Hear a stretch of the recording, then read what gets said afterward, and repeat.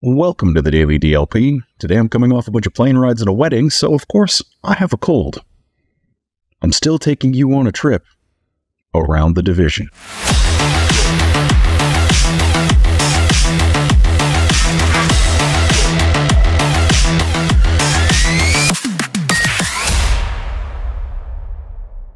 The Bears won a game.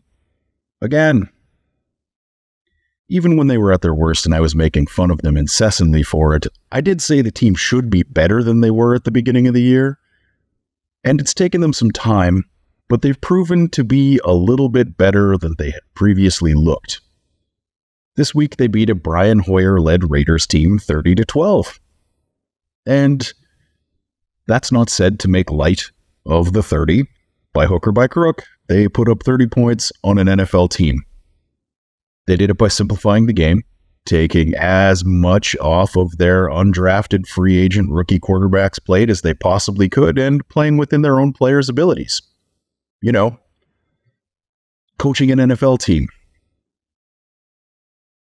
We can all be hopeful that the Bears do this often enough this year to delay the restart and rebuild, retool, whatever you want to call it, by a year. And if they get to 6 wins after the start they had from where they were last year, I suspect that would do that, given the turmoil that they had at the beginning of the year. And right now, they're playing like a team that could maybe even somehow find a 7th win in their couch cushions.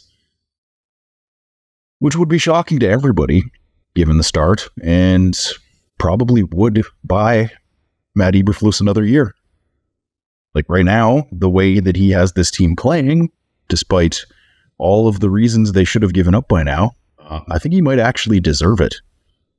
Like, they just put up 30 on a 3-win team with a rookie UDFA at quarterback, and that can't be dismissed out of hand. I really want to. I do hate the Bears after all. But on this Sunday, they did what non-hopeless teams do. Like, they won a game they had absolutely no right to win. Like, Brian Hoyer sucks, but he should be able to take that offense to more than 6 points on the Bears, but he didn't. If nothing else, Matt Eberflus has absolutely cemented himself as the #1 defensive coordinator candidate for 2024. And I might know a team that's looking for a guy. They're even running a similar defense to the one Eberflus likes to run, which would make the transition from what they're doing now to Eberflus's defense pretty smooth. Did you think I was talking about the Lions? No, they lost one game badly to a very good team.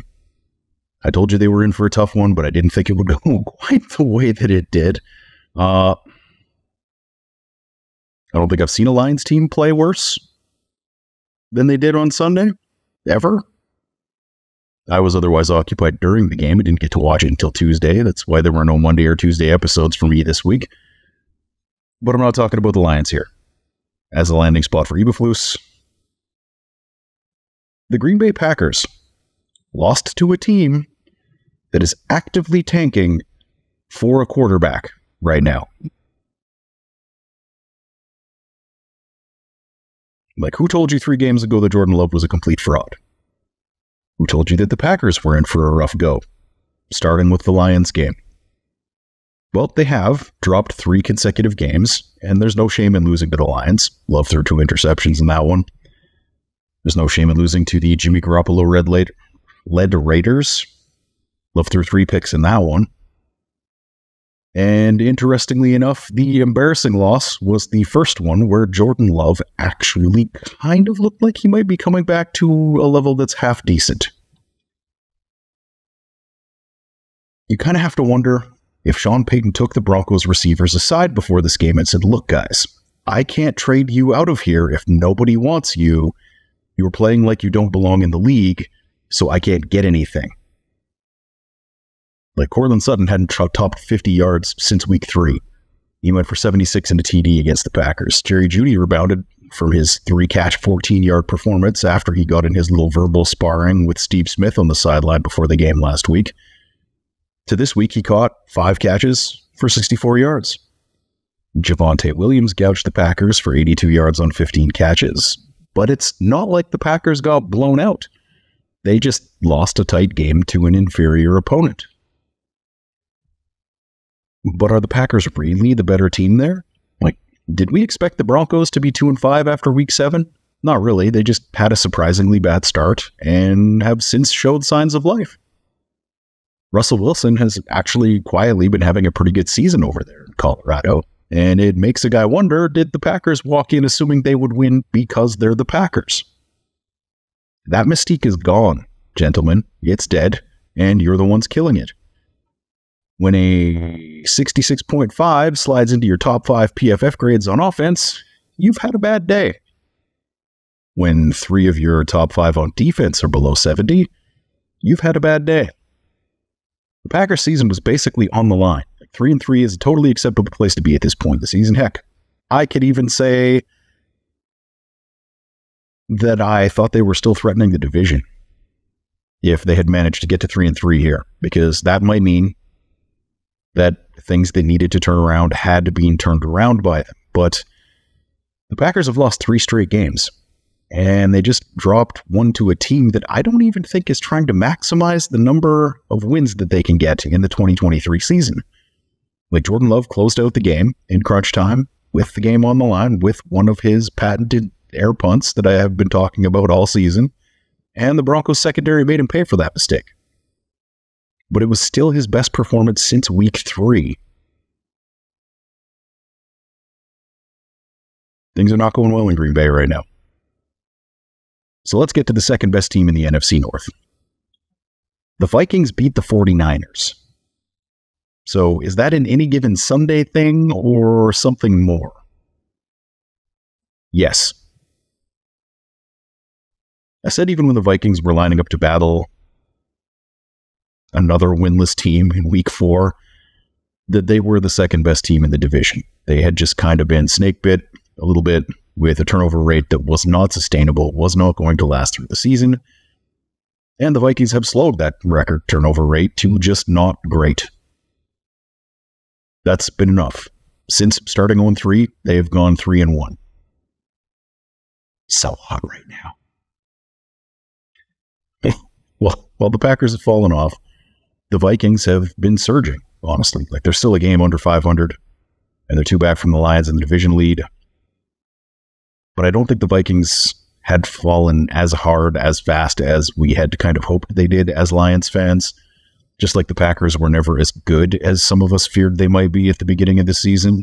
Like, Jordan Addison showed us a skill set that got Kenny Pickett drafted in round 1, and then seems to have helped Caleb Williams look like a generational QB in waiting last year after a transfer to USC. He's looked really human in the past few weeks. For those of you who don't really follow college football prospects outside of the NFL draft season. But back to Addison. He caught 7 catches for 123 yards and a pair of touchdowns. So if you can't have Justin Jefferson on the field, apparently Jordan Addison is not a bad substitute.